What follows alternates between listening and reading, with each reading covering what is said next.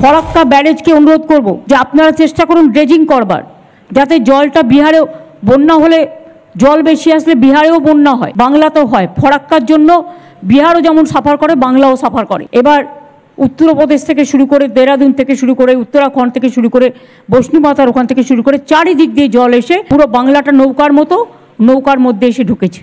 সেই জন্যই প্রবলেমটা হয়েছে। কাজেই আমরা দুঃখিত এবং মর্মাহত যে এই দুর্যোগটা পুজোর সময় হচ্ছে। গোটা কলকাতার গুরুত্বপূর্ণ সব এলাকা বলা হয় যেগুলোকে, সেগুলো জলের তলায়, জল থই থই করে জলে ডুবে ভেসে গেল। দায় কিন্তু রাজ্য সরকারের এক ফোঁটাও নয়।